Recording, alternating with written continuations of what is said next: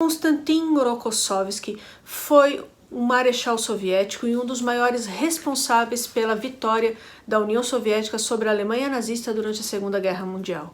A história dele faz parte de algo muito maior, que foram os expurgos stalinistas e a ocupação soviética na Polônia. Sobre a história de Konstantin Rokossovski, nós conversaremos hoje.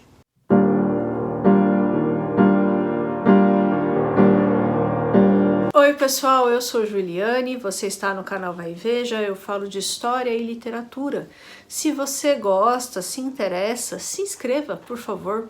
Eu peço que você sempre utilize o campo dos comentários, pode comentar qualquer coisa. Mande esse vídeo para os seus amigos e não se esqueça do seu like, tudo isso é muito importante. Quem vê, Konstantin Rokossovski entrando junto com o Marechal Zhukov na Parada da Vitória de 1945, nem imagina a história por trás desse homem, Ele era filho de um ferroviário, a família dele era de nobres poloneses. E ele descendia de várias gerações de homens que fizeram parte da cavalaria polonesa. Aos 14 anos, ele ficou órfão e foi trabalhar numa fábrica de meias. E aí, em 1914, ele se alistou no 5º Regimento de Dragões do Exército Imperial Russo. Seu nome polonês era Kisawerovich, e aí passou a ser Konstantinovich, e durante a Guerra Civil ficou como Rokossovski, ele adotou esse nome. Ele lutou na cavalaria russa durante a Primeira Guerra Mundial, depois, na Guerra Civil, ele lutou ao lado dos bolcheviques. No Extremo Oriente, ele lutou contra as tropas do nacionalista chinês Chiang Kai-shek. Chiang Kai-shek lutou contra Mao Tse-tung venceu, e aí Chiang Kai-shek, junto com outros nacionalistas, fugiram para a ilha de Taiwan. Então a gente já percebe, que ele era uma pessoa muito experiente, certo? Durante os expurgos stalinistas, Rokossovski foi pego e ele ficou 3 anos na mão da NKVD. A NKVD é a futura KGB.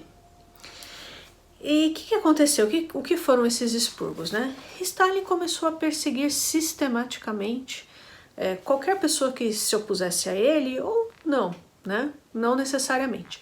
O exército, como os comandantes do exército, foram muito perseguidos. Por quê? Trotsky foi comandante do Exército Vermelho.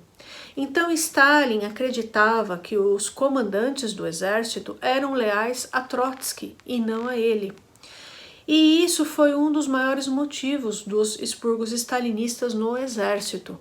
Então Stalin mandou matar vários generais, comandantes, altas patentes, pessoas muito experientes. Rokossovski foi pego nessa história, mas ele não foi acusado de trotskismo, ele foi acusado de ser espião do Ocidente, das potências ocidentais, Inglaterra, Estados Unidos e tal, e foi também uma implicância por ele ser descendente de nobres poloneses. Então essa questão da Polônia vai persegui-lo a vida inteira, Vocês vão ver aqui. E aí, pessoal, alguns biógrafos falam que ele ficou em Lubianka. Lubianka era a sede da NKVD, hoje é a sede da FSB, e ele ficou sendo torturado, e isso é consenso em todos os biógrafos, que ele foi brutalmente torturado, fizeram várias coisas horríveis com ele. Alguns biógrafos falam que ele foi para Gulag, que ele passou 1 ano num Gulag, Então, vou deixar isso em aberto, A gente não sabe se ele passou 1 ano no Gulag ou se ele ficou realmente os 3 anos em Lubianka. E aí, pessoal, quando a União Soviética perdeu a Guerra da Finlândia, Stalin, em pessoa, falou o seguinte, abre aspas aqui, soltem o polonês. Por quê? Ele percebeu que o exército soviético estava muito fraco e sem pessoas experientes no comando. E aí ele foi solto, mas sempre sempre sofrendo a desconfiança das outras pessoas, né? Será que ele era realmente um espião? Será que não? E aí, após a queda da União Soviética, com acesso aos documentos, descobriu-se que isso era falso. Ele nunca foi espião, tá? Nem do Ocidente, nem nada. E possivelmente ele foi vítima de alguma inveja, alguma coisa assim. Muito bem, pessoal.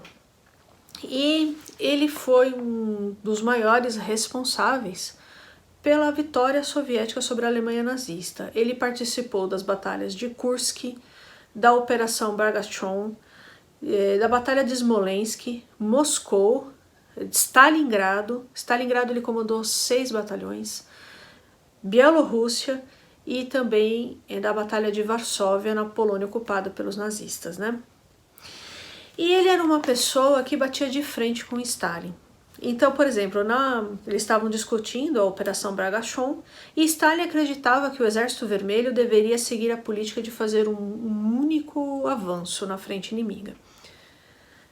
Rokossovski defendia a ideia de fazer 2 avanços e Stalin acabou acatando o Rokossovski e deu certo. Eles fizeram um grande avanço na Bielorrússia e na Ucrânia, né? E na Batalha de Berlim, ele não participou, porque Stalin queria dar o mérito para os comandantes russos. Eu não disse para vocês que a questão da Polônia estaria sempre presente na vida dele, né? Sempre essa desconfiança, esse problema, principalmente por ele descender de nobres. E na Parada da Vitória, pessoal, em 1945, ele entrou junto com o Zhukov, né, montado num cavalo, toda aquela pompa e tal. E aí só um parênteses, pessoal, sabe por que Stalin não entrou montado num cavalo? Porque os cavalos derrubavam ele. Nenhum cavalo queria ser montado pelo Stalin, isso é verdade. E aí ele ficou lá em cima e tal. E aí o Zhukov entrou. Enfim, após a guerra, Stalin enviou Rokossovski para a Polônia e o nomeou ministro da Defesa da Polônia. E aí deu um grande problema, pessoal, porque na Polônia ele era visto como russo e stalinista. E aí você vê, né, na União Soviética ele era visto como polonês. A esquerda polonesa estava bastante dividida. De um lado, havia aqueles que odiavam Stalin e do outro, aqueles que apoiavam. E havia bastante conflito. Rokossovski, por incrível que pareça, ele se tornou um grande stalinista. Ele defendia mesmo Stalin de verdade, né? Não era uma questão de sobrevivência, não. Ele defendia mesmo as ideias de Stalin, ele acreditava que Stalin estava certo, inclusive certo em fazer os expurgos. É uma coisa que, assim, que assustava muito as pessoas, porque as pessoas sabiam, né, do histórico do Rokossovski. E aí, Konstantin Rokossovski mandou 200.000 poloneses, homens, para gulags. O que eram os gulags? Eram os campos de trabalho forçado do período stalinista. Por que ele mandou esses caras para lá? Porque eles tinham famílias no exterior. O certo era, pessoal, poucos poloneses aceitavam o comando do Rokossovski. E aí, em junho de 1956, Stalin já tinha morrido, houve os protestos de Poznan, que foram vários protestos contra a pobreza e a ocupação soviética na Polônia. E Rokossovski aprovou a ordem para enviar várias unidades militares contra os manifestantes, para reprimi-los, né? E foram reprimidos com muita brutalidade. E aí, quando os reformadores comunistas, já liderados ali por Władysław Gomulka, eles tentaram chegar ao poder na Polônia e Rokossovski tentou negociar com Khrushchev o envio de tropas soviéticas para a Polônia para, né, acabar com esse movimento. E Gomulka conseguiu negociar com Khrushchev. E ele foi expulso, Rokossovski foi expulso da Polônia. E ele foi recebido na União Soviética com honras militares e tal. Ele não ficou mal, tá? Ele, em 57, houve a destituição, né, do Zhukov como ministro da Defesa, e aí ele foi nomeado vice-ministro da Defesa e comandante do Distrito Militar da Transcaucásia.